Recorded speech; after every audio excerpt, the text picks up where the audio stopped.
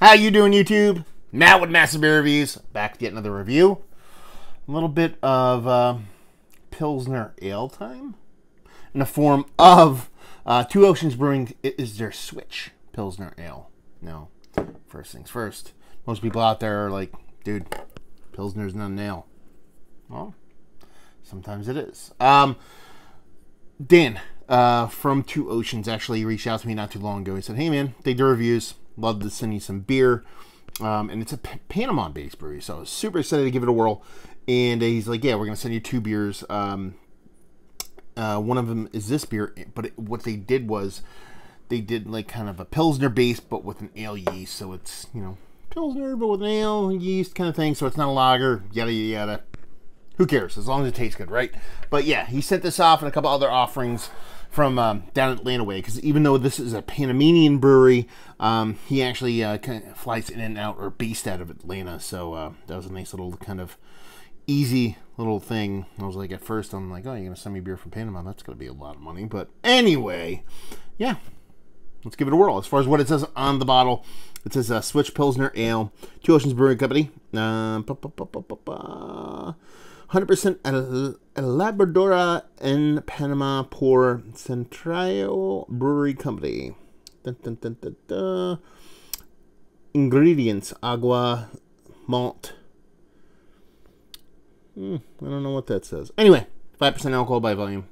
Done. There's no best by date or anything like that on there. It's supposed to be a little box down there, but yeah, it's a cool little pattern. It's kind of like the 2 beers he sent me. This another one called Tropty. Basically the same pattern. It has this kind of like a blue wave on it. Tropty has an orange one on it, and you know, it's kind of like old kind of Inca, kind of Central America kind of old school kind of styling to it. So I kind of dig it. It's alright. So yeah, let's dive into the sucker. See what she's got. As you notice, and as you've seen probably by now with some of my reviews, I am in new digs. I am moving at the moment. I do not have my little kind of massive beer review studio up and running yet, but, you know, we make do the way we can. Sitting in a nice little breakfast nook, banging them out. Nothing keep me down, except for a ton of snow, which is supposed to get tonight. Anyway, yeah, 2 fingers just over it. Nice infinite creaminess to it. Pretty kind of small to medium to large kind of bubbles, and you look pretty deep, so it's got a bit of rockiness on the edges of it. It's got a soft haze to it. Nothing too crazy. It's not a hazy beer, but it's got a soft haziness to it. Very soft carbonation, and that be that. So yeah, does she look like a Pilsner? Sure.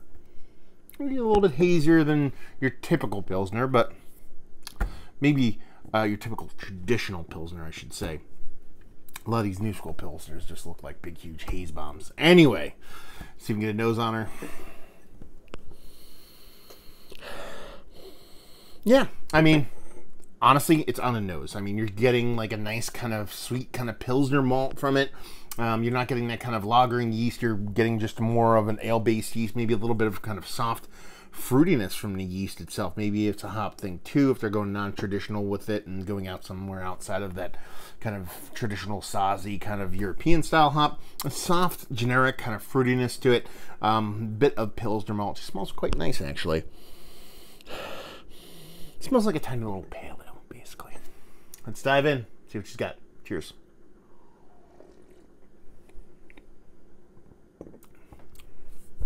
Okay, way more bittering than I thought it was going to be based off the nose. I'm getting that little bit of generic fruitiness in there. You're getting a big pop of kind of like a little bit of old school bittering. More of an herbal, kind of tea-like bittering. Like I said, there's that additional fruit component on top of it. Combine that with actually a really nice kind of silky mouthfeel, and like that malt coming through more of a sweeter, not more Pilsnery, even though you can kind of get those vibes from it. It comes off a bit sweeter than you expect, especially for a Pilsner. Not necessarily a bad thing. Tasty beer. Honestly, it just comes off more like a nice little kind of semi-aggressively hopped little pale ale. And that's not a bad thing. Sure, you want to call it a Pilsner in today's world, the way people throw Pilsners out there nowadays, it's probably more on the reserved side of things. It's not uber traditional, except for that bit of kind of old school bitterness and then hops. But she's tasty. She's nice. She's chuggable. And honestly, you know, you're talking about a brewery that's down there in Panama, Central America. Never been there, but I assume it's hot all the time. Being that close to the equator, being that close to the ocean, super hot, super temperate, tropical stuff. This is the kind of stuff you're going to want to chug down there. Now, some states, Florida, you know, pastry stout capital of the world, they like darker stuff too. So I'm saying all you want to drink down there is these kind of light, crisp kind of beers, but this kind of foots the bill. It's made nice. It's made clean. There's nothing there as far as a negative goes. It's just a really nice, well-made, clean, bittering, more bittering than sweet, even though there's a nice sweetness to bounce off that bittering, kind of your version of like a pale ale, basically. And it's tasty. I dig it. Let's put it this way. You put me on a beach down there, you give me a 6 of these, I'm a happy camper. So yeah, let's talk about it. It's one of the better Pilsners with ale yeast that I've had is like, oddly enough, I've had a couple of those. Sam Adams 76. There's a couple of beers that I've tried to do like weird kind of a lager, but not really a lager kind of thing. Is it one of the better pale ales that I've had as of late? Yeah, it's tasty. It's nice. It's more kind of a dash of new with a bit more hefty, kind of traditional in some sense, while flipping a script in others. So it's a hodgepodge of old and new in a good way, and it's pretty damn tasty. And like I said, it's made really well, so it doesn't suck. Value and availability, no idea. Maybe Dan out there can actually chime in and let me know what's what, and leave you with, if you like what, will you like this? If you like chugging beers, because this is what this is. This is a nice, tasty, drinkable, chuggable, well-made beer. Definitely skews a little bit bettering, but you get enough sweetness to balance it off. It's a lawnmower beer. It's a beach beer. It's something you're going to want to drink in nice weather. So that's what you're looking for. This definitely fit the bill. So there you go. Another review in the books. Down there if you want to talk about it. Massive Beers. Type that into Google if you want to check me out doing social media stuff and all that fun stuff and things. Type in Beer Massive into Google or your favorite podcasting app to see me doing the podcasting stuff. Brewer interviews, round tables, all that fun stuff. And hopefully you guys enjoyed the review. Hopefully enjoying a nice Pilsner ale right now. And hope we'll see you next time. Cheers.